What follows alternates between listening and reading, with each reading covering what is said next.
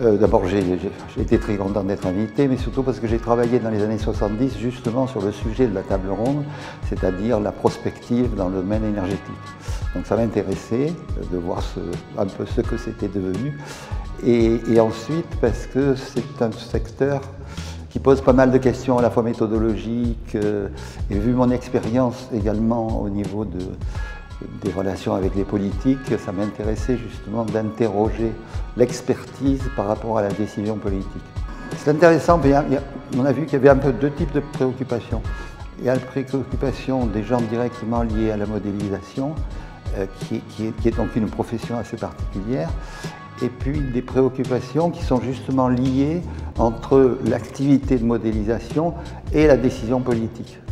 Et c'est intéressant parce que la première catégorie est plutôt chercheurs, je ne dis pas dans leur bulle, mais dans un domaine à peu près bien délimité, et les autres, peut-être quelquefois les plus anciens, je ne sais pas, qui se disent mais à quoi servent ces modèles?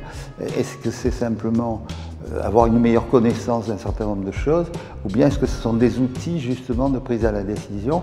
Et dans ce cas-là, quel type de modèle il faut utiliser?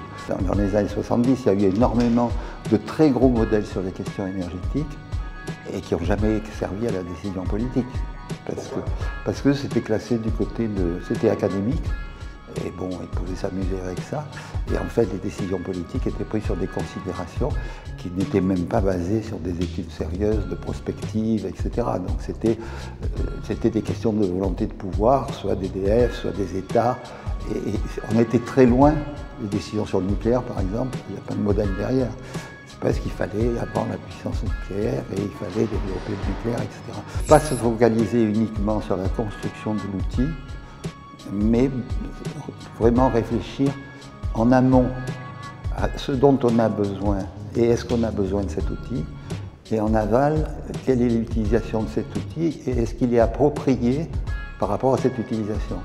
C'est-à-dire, si je dois convaincre des politiques, il faut que j'ai des modèles simples, qui soient explicables et lisibles. Si j'ai des sciences très complexes comme le climat de la Terre avec tous les phénomènes, etc., ce sont des modèles physiques, chimiques, aérodynamiques, tout ce que vous voulez, qui sont extrêmement complexes, qui doivent arriver à de la connaissance, mais qui ne s'adressent pas directement à une décision politique. Donc de bien distinguer à quoi ça me sert et par rapport à cet objectif, quel type de modèle je dois construire et comment je dois expliquer.